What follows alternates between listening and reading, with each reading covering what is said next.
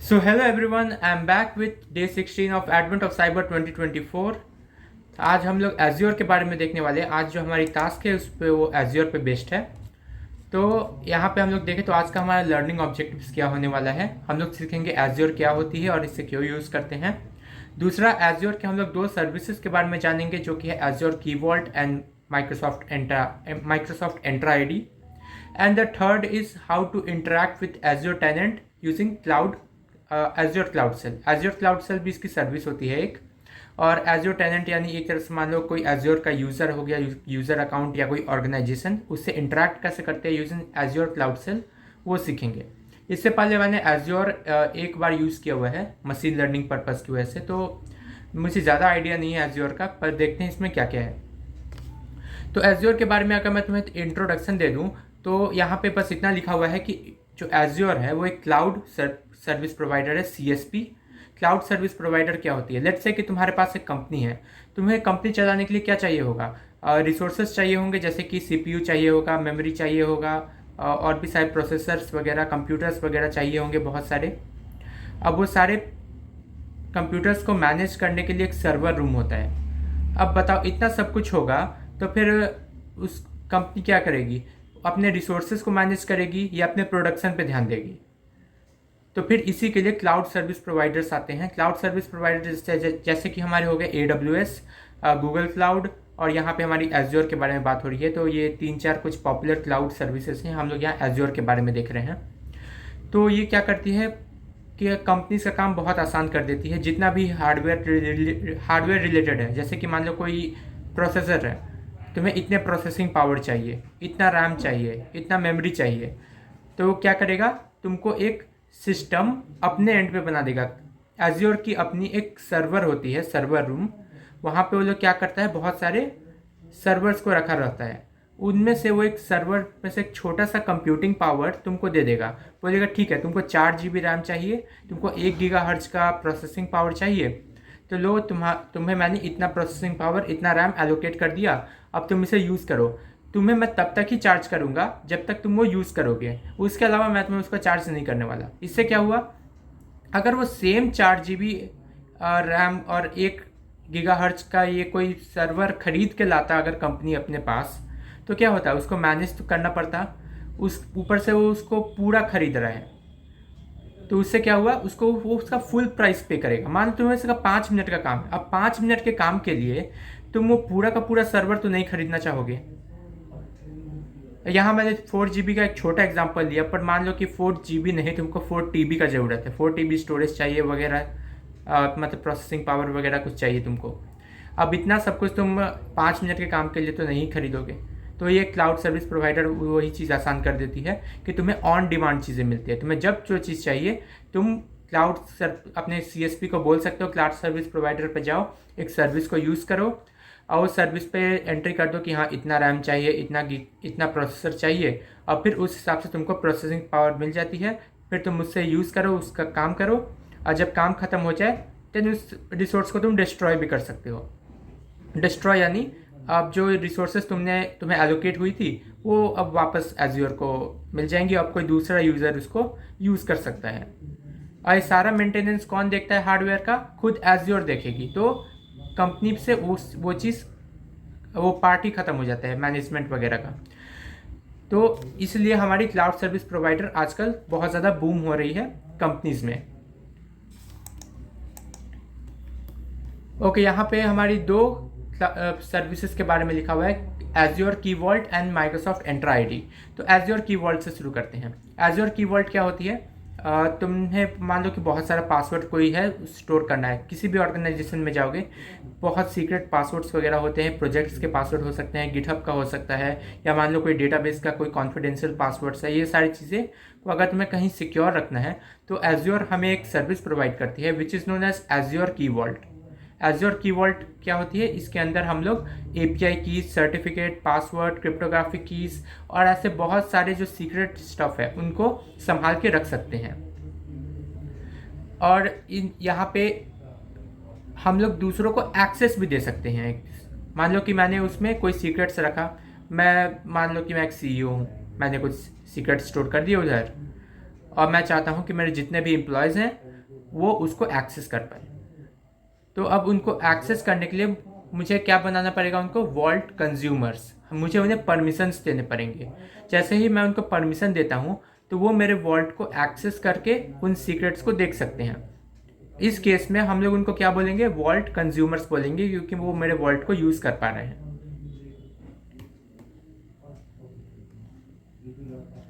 Microsoft Entra ID, Microsoft Entra ID क्या होती है? माइक्रोसॉफ्ट एंटर आईडी एक identity and access management service है। ये क्या होती है?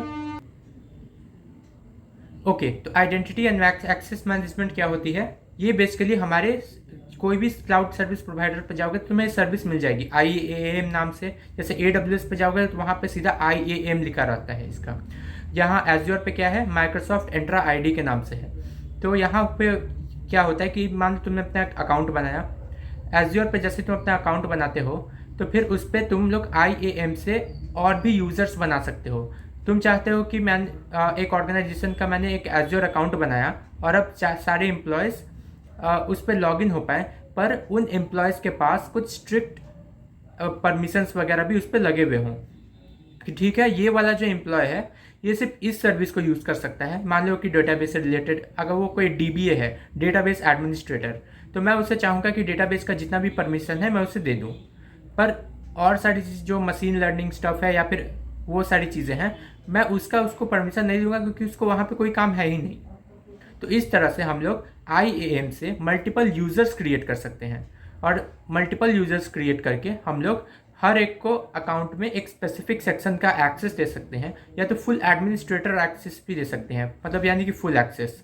अब जनरली फुल एक्सेस जो अकाउंट जिसका होता है उसी के पास होता है, और बाकी लोग को हम लोग चाहते हैं कि लिमिटेड एक्सेस में ही रखें। ओके, ये हो गई अपनी माइक्रोसॉफ्ट एंट्रा आईडी। अब यहाँ पे अज्यूम्ड ब्रीच सिनेरियो, अब यहाँ पे क्या हो रहा है, एज्योर अकाउंट में एक ब्रीच हुआ है, तो हमें इसको इन्वेस्टिगेट करना है। तो इसको इन्वेस्टिगेट करने के लिए हमें सबसे पहले इस क्लाउड इन्वायरमेंट से कनेक्ट होना पड़ेगा। तो मैं क्लाउड डिटेल्स देख लेता हूँ। यहाँ पे देख सकते हैं lab state is not joined, तो लेट्स जॉइन द लैब।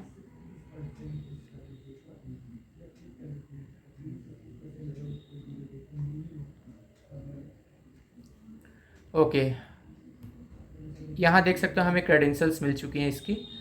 तो इस क्रेडेंशियल को हमें यूज़ करके इस लैब में लॉगिन करना है। ओके, यहाँ पे देख सकते हो कि आ रहा है sign in to Microsoft Azure, तो मैं ये यूज़र नेम यूज़ करूँगा। ये आ गई यूज़र नेम, नेक्स्ट। और अब मैं पासवर्ड यहाँ से कॉपी कर लेता हूँ एंड यहाँ पेस्ट कर दूँगा sign in. Okay, password is incorrect, copy नहीं हुई शायद से properly. Copy, okay, paste, sign in. Okay, यहाँ देख सकते हो लॉगिन हो चुका हूँ मैं इसको कर देते हैं आस्क लेटर।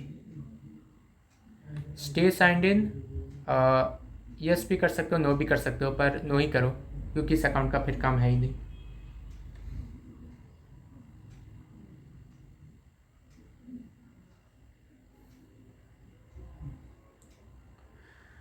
ओके, यहाँ देख सकते हो वेलकम टू माइक्रोसॉफ्ट एज्योर, तो गेट स्टार्टेड।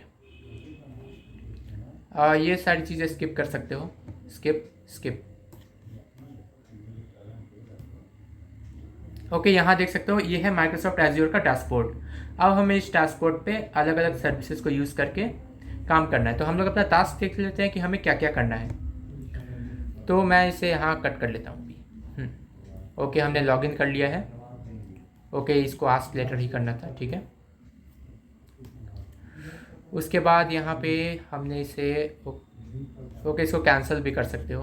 गेट स्टार्टेड पे करोगे तो पूरा टूर दिखाएगा, कैंसिल कर दोगे तो स्किप हो जाएगी। उसके बाद यहाँ सेटिंग पे आके हमें लैंग्वेज सेट करना है। ओके, तो यहाँ पे देख सकते हो सेटिंग का आइकन है, इस पर क्लिक करेंगे हम लोग। Got it, language plus region, और यहाँ पे इंग्लिश है, ठीक है। तो ये इंश्योर रखना है कि यहाँ पे इंग्लिश ही हो। अगर कोई दूसरे कंट्री से होगा तो लाइक एज्योर उसे अडेप्ट कर लेता है, तो बस मेक श्योर करना कि इंग्लिश ही है। तो आई थिंक ये मोस्ट ऑफ द लोग का इंग्लिश ही होगा। Azure cloud shell. Azure cloud shell क्या होती है? तो एज्योर क्लाउड सेल एक browser based command line interface है। तो ये क्या होती है कि हम लोग ब्राउज़र में ही एक टर्मिनल टाइप की इन्वायरमेंट को एक्सेस कर पाते हैं। और लेट्स से मेरा ब्राउज़र है और अगर ये देखो ये CMD है, ये CMD जैसा इन्वायरमेंट मुझे ब्राउज़र के अंदर मिल जाएगा। इसको बोलते हैं क्लाउड सेल।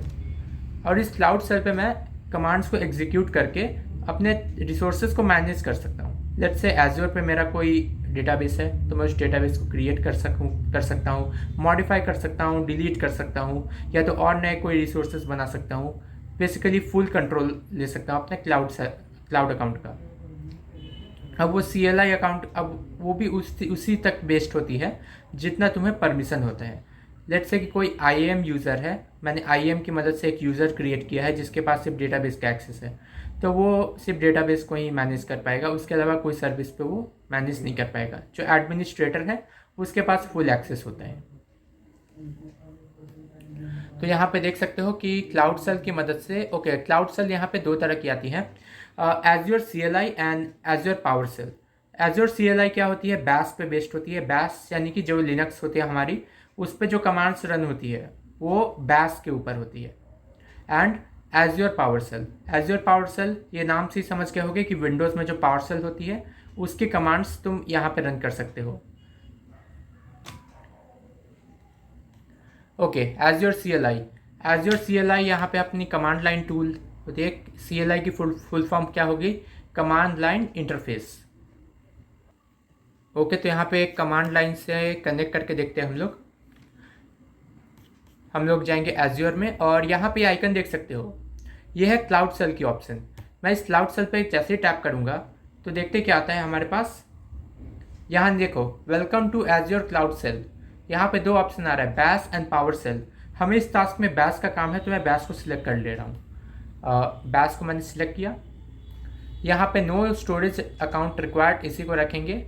एंड सब्सक्रिप्शन में हम लोग सिलेक्ट कर लेंगे AG सब्सक्रिप्शन AOC एंड फिर इसको अप्लाई कर देंगे। Requesting a cloud shell, okay, succeeded, connecting terminal.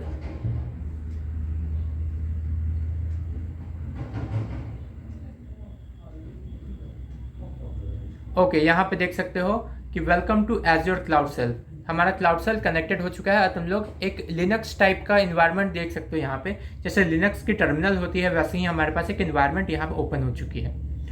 तो मैं ट्राई करता हूँ इसके कमांड्स, हाँ जूम इन हो सकते हैं।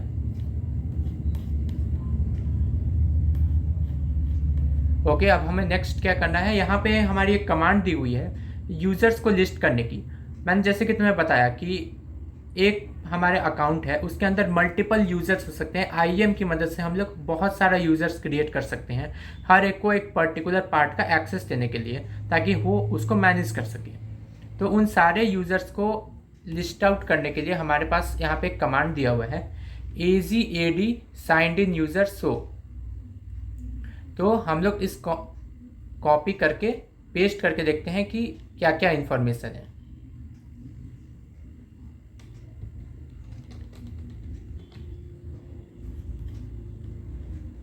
तो मैं इसको यहाँ पे पेस्ट कर दे रहा हूँ, एंटर। ओके, यहाँ पे देख सकते हो कि हमारे पास यहाँ पे एक इंफॉर्मेशन आई है साइंड इन यूज़र की। तो ये कौन है? यूज़र 12184308। तो अगर तुम यहाँ पे देख सकते हो ऊपर मेरा यूज़र अकाउंट, तो ये मेरे ही अकाउंट के बारे में बता रहा है, यानी कि अभी साइंड इन यूज़र्स में से सिर्फ मैं ही एक साइंड इन हूँ अभी हूँ, जितने भी यूज़र्स हैं उनमें से। तो अब यहाँ नीचे आके देखते हैं। ओके, यहाँ हमारी दूसरी कमांड दी हुई है AZAD यूज़र लिस्ट। हम लोग इसको अब कॉपी पेस्ट करते हैं, देखते हैं इसका आउटपुट क्या आता है। ये कमांड एग्जीक्यूट होने में थोड़ा सा टाइम लेता है ऐसा लिखा हुआ था, पर ये थोड़ा जल्दी ही एग्जीक्यूट हो गई। तो हम लोग देखते हैं कि टोटल कितने यूज़र्स हैं इसमें। यहाँ पे देख सकते हो काफ़ी सारे यूज़र्स हैं। तो ये सारे यूज़र्स किससे बने होंगे? हमारे identity and access management service से बने होंगे, और हर एक के पास कुछ ना कुछ एक्सेस होगा। तो हम लोग चेक करते हैं सबको। यहाँ पे देख सकते हो पहले वाले का नाम क्या है? Break glass. एंड यहाँ पे देख सकते हो काफ़ी सारी ये नल लिखी हुई है, ऑफिस लोकेशन, प्रेफर्ड लैंग्वेज नल, और यहाँ पे एक यूज़र प्रिंसिपल नेम है, एक आई थिंक ये यूज़र नेम दिया हुआ है इसका, हाँ यूज़र नेम है, जैसे हमारा यूज़र नेम देख सकते हो USR, फिर उसके बाद कुछ नंबर है @AOC2024.onmicrosoft.com ऐसा लिखा होगा आई थिंक आगे, हाँ देख सकते हो यहाँ पे हवर किया तो मैंने दिख रहा है, तो ये इनका यूज़र नेम है एक तरह से। ओके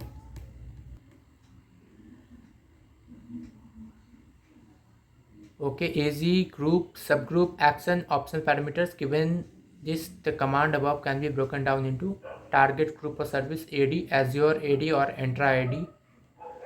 ओके तो AZ का क्या मतलब है, AZ का मतलब आई थिंक हमारा हो गया Azure, उसके बाद AD का क्या मतलब है Azure AD यहाँ पे क्या रेफर कर रहा है, active directory. Okay Azure active directory और Entra AD, तो Microsoft Entra AD है, इसकी पुरानी नाम Azure एक्टिव डायरेक्टरी थी, तो यहाँ पे इसलिए Azure AD और Entra AD लिखा हुआ है।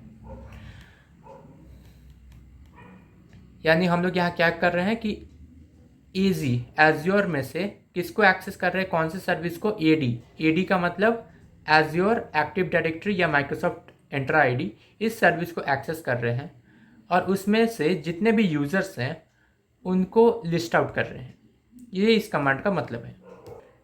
अगर हम लोग AZ-H इस कमांड को यूज़ करें तो हमें इसके हेल्प कमांड्स मिल जाएंगे। चलो इसको यूज़ करके देख लेते हैं एक बार। AZ-H यहाँ देख सकते हो पूरी की पूरी मैनुअल आ चुकी है कि यहाँ कौन कौन से कमांड्स अवेलेबल हैं और वो क्या करता है।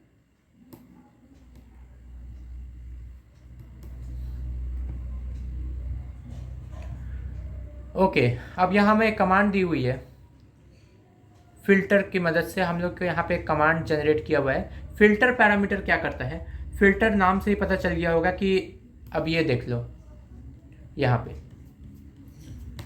ये इतना लंबा लिस्ट है, इतना लंबा लिस्ट में क्या कोई क्या ढूंढने जाएगा, तो फिल्टर की मदद से हम लोग रिजल्ट्स को कम से कम थोड़ा सॉर्ट आउट कर सकते हैं, थोड़ा छोटा कर सकते हैं फिल्टर करके, ताकि हमें जो देखना है सिर्फ वही चीज़ दिखे।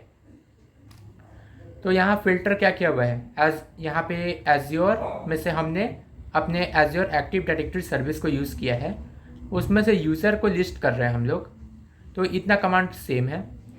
अब वो फिल्टर ही कर रहे हैं, अब इसके रिजल्ट्स में से हम लोग चीज़ें फिल्टर कर रहे हैं। क्या फिल्टर कर रहे हैं, starts with WV user display name. इसका क्या मतलब हुआ, स्टार्ट्स विथ का मतलब है जो शुरू हो रहा हो, किससे शुरू हो रहा हो, WV_USR- इस चीज़ से शुरू हो रहा हो, पर क्या, बहुत सारे पैरामीटर से क्या शुरू हो रहा हो, डिस्प्ले नेम, जिसका डिस्प्ले नेम WV_USR- इससे शुरू हो रहा हो उसको लिस्ट आउट कर दो। ठीक है,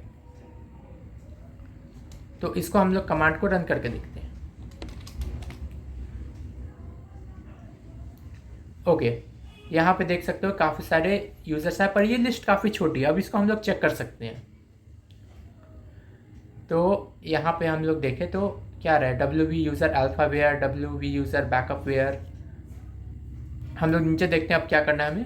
ओके यहाँ पे लिखा हुआ है कि WV यूज़र डैश बैकअपवेयर, ये हमारा एक यूज़र है जिसमें कुछ तो गड़बड़ है, और यहाँ देख सकते हो इसके ऑफिस लोकेशन में क्या लिखा हुआ है, रिडैक्टेड।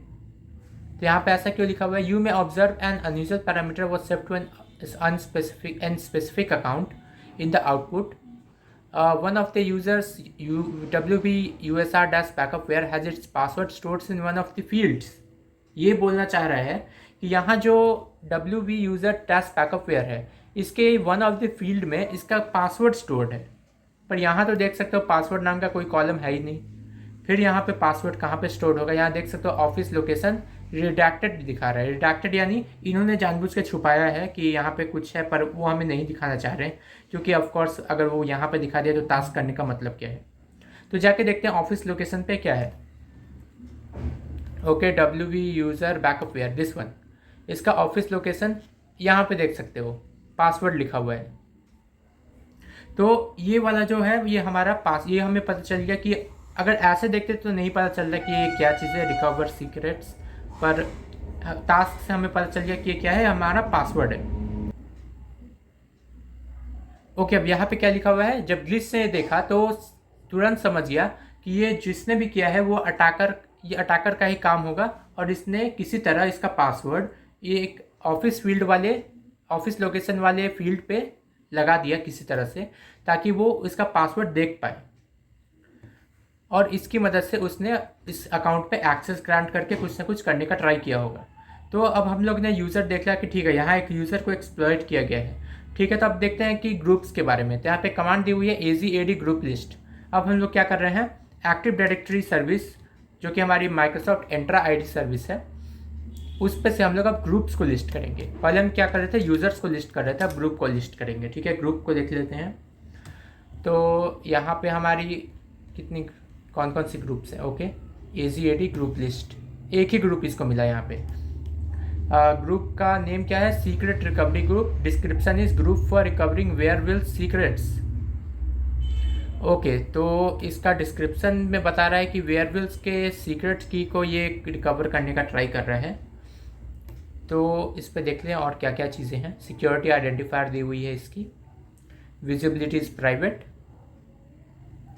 मेल निकनेम है इसका एक, और आईडी दी हुई है, और कब बनी है इसका डेट दिया हुआ है। ओके, आगे चलते हैं।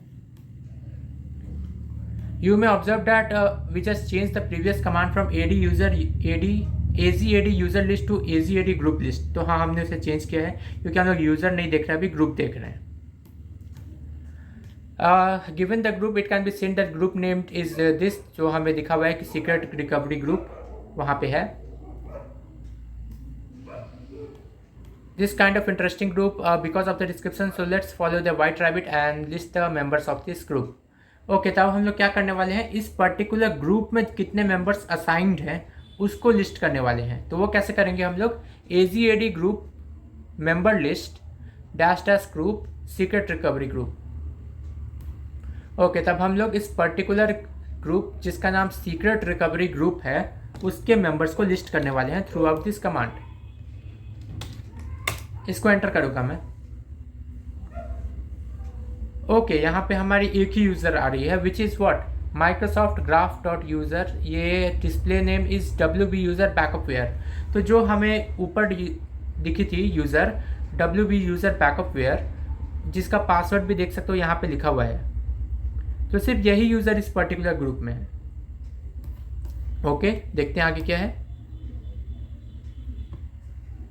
तो ओके, तो अब हमें क्या करना है, अपने सेशन को क्लियर करना है। AZ account clear. AZ account clear क्या होती है कि हम लोग जैसे इस कमांड को डालते हैं हमारा पूरा सेशन क्लियर हो जाता है। अगर मैं दिखाऊं तो AZ अकाउंट क्लियर, मैं इसको कॉपी कर लेता हूँ इन केस ये ऊपर का सारा डिटेल गायब हो जाए। Control shift, okay wait,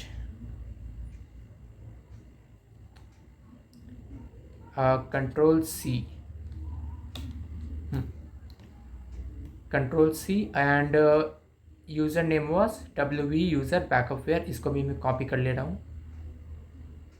control C। Okay, copy हो गई है। ओके, देखो AZ अकाउंट क्लियर जैसा मैंने किया, क्या हुआ, log out successful, re log in to the initial cloud shell identity with AZ login dash dash identity, log in with a new identity with AZ login. Okay, तो यहाँ पे क्या हो रहा है कि यहाँ पे बोल रहा है कि लॉग आउट सक्सेसफुल हो चुका है, और हम लोग को दोबारा लॉगिन करने के लिए दो कमांड दिए हुए हैं। AZ लॉगिन आइडेंटिटी, ये आई थिंक हमारा ही अकाउंट री लॉगिन करने के लिए कमांड है, और दूसरा क्या है AZ लॉगिन। अगर हमें किसी दूसरे आइडेंटिटी, किसी दूसरे यूज़र से लॉगिन करना है तो हम लोग इस कमांड को यूज़ कर सकते हैं। ओके, मैं इसे एंटर करके नीचे ले आता हूँ। ओके, यहाँ पे हमारा कमांड दिया हुआ है AZ लॉगिन, -U के बाद ईमेल डालना है एंड -P के बाद पासवर्ड। ओके, ईमेल तो आई थिंक हमारा ऊपर ही होगा, इस पर ये गायब नहीं हुआ है तो हम लोग देख सकते हैं email. Mail is null, user principal name, I think यही एक ईमेल है यहाँ पे, तो इसको कॉपी कर लेते हैं। यहाँ पे डालेंगे AZ लॉगिन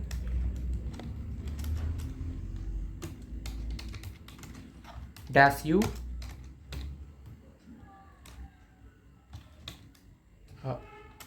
Ctrl+Shift+V से पेस्ट करना है क्योंकि यह टर्मिनल है लिनक्स वाली, तो यहाँ पे Ctrl+C काम नहीं करेगा, या Ctrl+V। ओके, एंड -P के बाद हमें पासवर्ड डालना है, तो पासवर्ड भी डाल दे रहा हूँ मैं यहाँ पे। ओ Ctrl+Shift+V एंटर।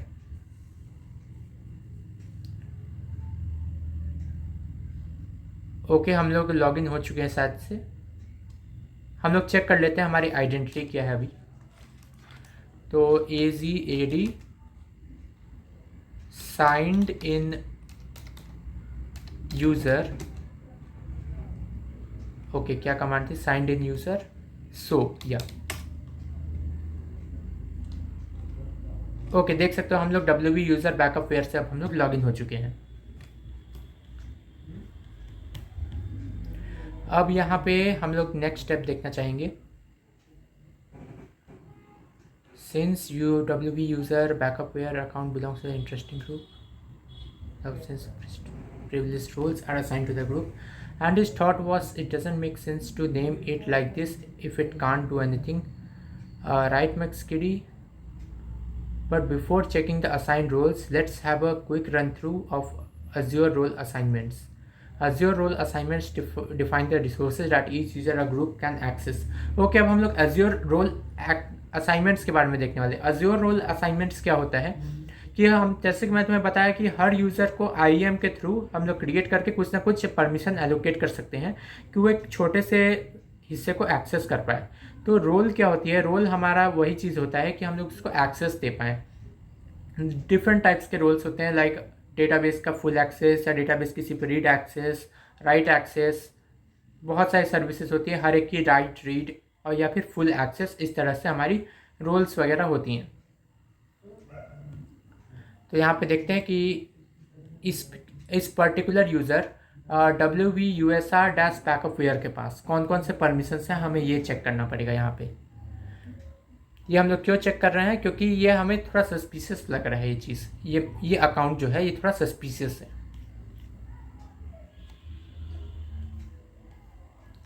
ओके, हम लोग इसके परमिशंस इस कमांड से देखने वाले हैं। कमांड पे थे AZ role assignment list tests assignee. Okay, तो यहाँ पे हम लोग अपने असाइनी को अटैच करने वाले हैं। असाइनी क्या होती है? जिससे हमारी वो रोल अटैच्ड हो। तो हमारे यहाँ पे असाइनी क्या है? Replace with secret recovery group ID। हमें यहाँ पे वो ग्रुप ID को देनी है जिससे वो पर्टिकुलर यूज़र अटैच था अभी। ओके, तो इस ग्रुप पे कौन कौन सी परमिशंस लगी हुई है हमें वो पता चल जाएगा, और इस ग्रुप के परमिशन से हमें क्या पता चल जाएगा कि ये जो यूज़र है इसके पास क्या क्या परमिशंस हैं। तो यहाँ देख सकते हो कि इस ग्रुप का यहाँ पे ID दिया हुआ है। मैं इसको कॉपी करता हूँ।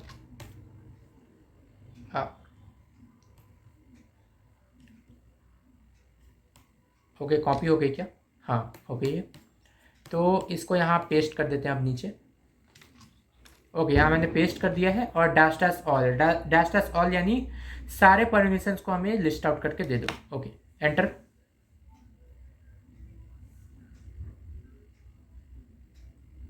ओके, यहाँ पे देखो हमें सारे परमिशंस मिल गए। इसके क्या क्या रोल है इसका, तो यहाँ पे हम लोग देख सकते हैं कि क्या मिला है हमें। दो चीज़ें मिली हैं। तो यहाँ पे इसका पहला role definition name is key vault reader and the second is key vault secrets user. तो ये की वॉल्ट के एक्सेस को लिया हुआ है अभी, ठीक है। तो हमें इतना पता चल गया कि ठीक है, एक की वॉल्ट रीडर, इसके नाम से पता चल रहा है कि की वॉल्ट रीडर की परमिशन है इसके पास। और स्कोप इसका क्या है? स्कोप यानी वो किस पर्टिकुलर एरिया में उसको एक्सेस कर सकता है। तो इसका स्कोप क्या है?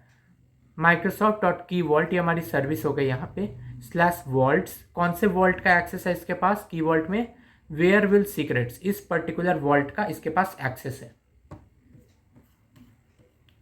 और यहाँ देख सकते हो नीचे भी, यहाँ भी इसके पास सेम वॉल्ट का एक्सेस है। तो आई थिंक ये जो की वॉल्ट रीडर है इसके पास इसके पास रीड एक्सेस होगी आई थिंक सिर्फ। ये हम लोग चेक कर लेते हैं, आगे हम लोग चेक करेंगे अपने टास्क को।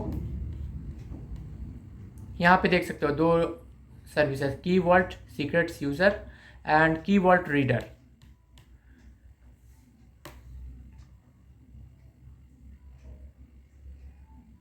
और यहाँ पे ये भी लिखा हुआ है कि दोनों के सेम स्कोप्स हैं, और वो क्या है, वेयरविल सीक्रेट्स वॉल्ट को दोनों ने एक्सेस किया हुआ है।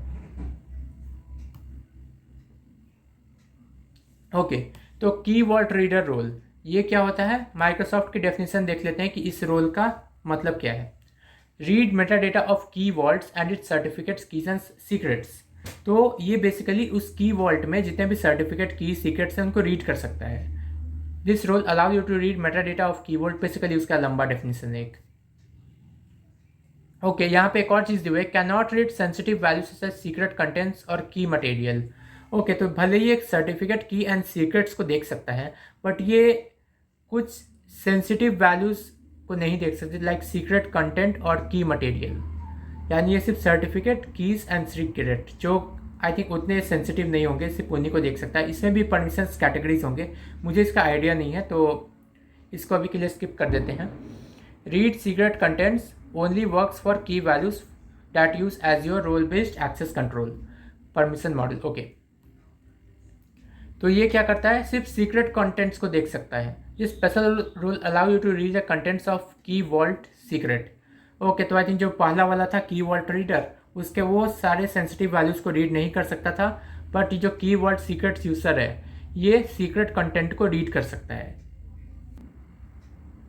ओके, ये देख के मैक्सकिडी को तुरंत रियलाइज हो गया कि ये जो अटैकर है वो हमारे वॉल्ट से सेंसिटिव डेटा को लेने का ट्राई कर रहा था। अब क्योंकि वो चीज़ इसको पता है, उसने ग्लिच को इस बार में कंफर्म किया, ताकि वो अपने अजम्पशन को कंफर्म कर पाए। एज्योर की वॉल्ट यहाँ पे क्या हो रहा है, with Maxkidi's guidance the glitch is now tasked to verify if the current account WV user backupware can access sensitive data.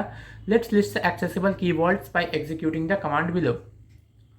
Okay, तो अब हम लोग क्या करने वाले हैं, हम अपने सारे की वॉल्ट्स को लिस्ट करके देखने वाले हैं कि हमारे पास कौन कौन से की वॉल्ट्स हैं। तो उसके लिए क्या यूज़ करेंगे, एजी की वॉल्ट। यहाँ हम लोग की वॉल्ट सर्विस को यूज़ करने वाले हैं। की वॉल्ट को हम लोग सर्विस को देखेंगे, उसके अंदर क्या क्या है सबको लिस्ट करेंगे।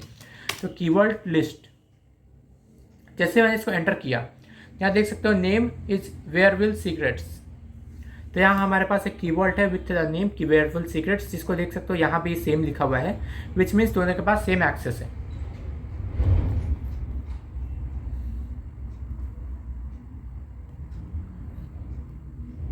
ओके, अब हम लोग नीचे आते हैं, तो यहाँ क्या है, Azure keyvault secret list dash value name wareville secrets. अब हम लोग क्या देखने वाले हैं, सारे सीक्रेट्स को लिस्ट करने वाले हैं कि इस पर्टिकुलर वॉल्ट्स वेयरविल सीक्रेट्स में आखिर कौन कौन से सीक्रेट्स को स्टोर किया गया है।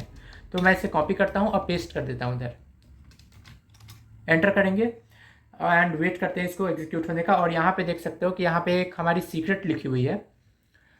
Okay, recovery level is recoverable plus purgeable. ID यहाँ पे दी हुई है इसकी, एक कब क्रिएट हुआ है, इनेबल्ड है। ओके, तो यहाँ पे हमें ओके AOC 24 इसका नेम है। तो यहाँ पे हमें इस सीक्रेट की ज़्यादा इन्फॉर्मेशन नहीं दी हुई है, तो हम लोग आगे देखते हैं कि इसके अंदर और क्या क्या है। हमें क्या क्या दिख रहा है कि ये कब बना है, कब अपडेट हुआ है, कब एक्सपायर होगा, रिकवरेबल कितने दिन में है, अगर डिलीट हो गया तो कितने वक्त में रिकवर कर सकते हैं, वगैरह चीज़ें यहाँ पे लिखी हुई है।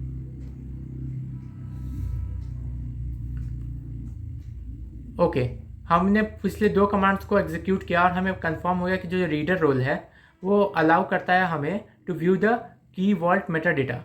ओके, तो तुम लोग ने, आई थिंक मैंने भी ये चीज़ ध्यान नहीं दिया कि हमने अपनी जो कमांड रन किया AZ की वॉल्ट लिस्ट, ये कमांड हम लोग रन नहीं कर पाते अगर इसके पास ये परमिशन ना होती। तो अभी मैं किससे लॉग इन हूँ, अभी मैं WV यूज़र डैश बैकअपवेयर से लॉग इन हूँ, और इस यूज़र के पास से मैंने की वॉल्ट वाली कमांड्स को एग्जीक्यूट किया और तुम देख सकते हो ये कमांड सक्सेसफुली रन हो चुकी है। यानी इसका मतलब है कि इसके पास की वॉल्ट की एक्सेस थी। हमने ऊपर वेरीफाई भी कर सकते हैं कि हाँ यहाँ भी ये चीज़ लिखी हुई है। इसका मतलब कि इस पर्टिकुलर यूज़र ने हमारे की वॉल्ट से सीक्रेट्स को लिस्ट किया और उसने देखा कि ओके यहाँ पे कौन कौन से सीक्रेट्स अवेलेबल हैं। तो सीक्रेट्स की यहाँ पे वैल्यूज़ नहीं दिखती, क्योंकि सीक्रेट्स और वेरिएबल्स में एक अंतर होता है। गिटहब पे भी अगर किसी ने गिटहब सीक्रेट्स वगैरह का यूज़ किया होगा तो उससे पता होगा कि जब तुम कोई सीक्रेट बनाते हो तो उसका सिर्फ नेम दिखता है, वैल्यू उसकी हिडन हो जाती है, वो हैश होके मतलब रखी रहती है। यहाँ पे देख सकते हो, यहाँ पे दिख नहीं रहा है कुछ भी, उसकी वैल्यू काफ़ी सिक्योर होती है, तो यहाँ पे भी दिख नहीं रही है उसको। ओके, अब यहाँ पे क्या है हमारा command, Azure keyvault secret show dash dash vault name wareville secret dash dash name redacted. Okay, अब हम क्या करने वाले हैं, तो मैंने जैसे कि बताया यहाँ पे जो सीक्रेट्स हैं यहाँ पे डायरेक्टली इसकी वैल्यू नहीं दिख रही है, पर इसकी वैल्यू देखने के लिए एज्योर में यहाँ पे एक स्पेशल कमांड दी हुई है। यहाँ पे कमांड क्या है, एजी कीवर्ड सीक्रेट शो। हम लोग किसी पर्टिकुलर सीक्रेट की वैल्यू देखने के लिए ये कमांड यूज़ कर सकते हैं, और इसके लिए हमें क्या देना होगा कि वो सीक्रेट कौन से वॉल्ट में है एंड उस सीक्रेट की नाम क्या है। ओके, तो अब मैं इसे पेस्ट कर देता हूँ उधर और चेक करते हैं कि क्या इसकी वैल्यू दी हुई है हमें। ओके, और अगर ये कमांड भी एग्जीक्यूट हो गई, इसका मतलब क्या है कि उसने हमारे सीक्रेट की वैल्यू भी देख लिया, यानी कि तो इसे एग्जीक्यूट करेंगे हम लोग। इसका नाम है AOC 2024। ओके, यहाँ पे देख सकते हो वैल्यू दी हुई है वेयर इज़ माई माइंड 1999, यानी उसके पास इस हमारी सीक्रेट की भी है और वैल्यू भी है। तो हमें इतना पता चल गया कि वो जो भी आया था इसने अटैक किया था, कॉम्प्रोमाइज़ किया एक यूज़र को और हमारी सीक्रेट लेके चला भी गया।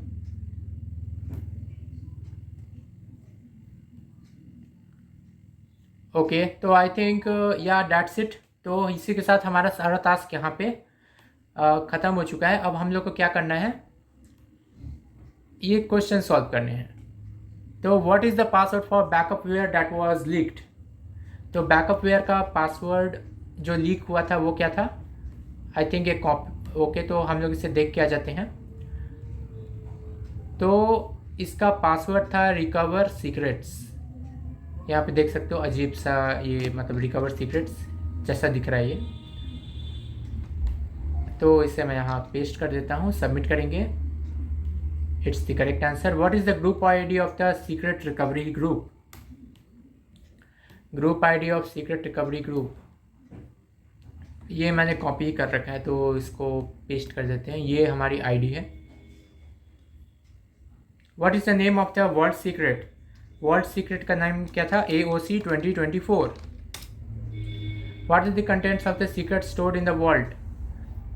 तो कंटेंट हमारे पास दिया हुआ है वेयर इज़ माई माइंड 1999, यहाँ पे दिया हुआ है। इसको मैं कॉपी करके पेस्ट कर देता हूँ और इसी के साथ हमारी टास्क कंप्लीट हो चुकी है। So that's it for today. Keep hacking, keep learning.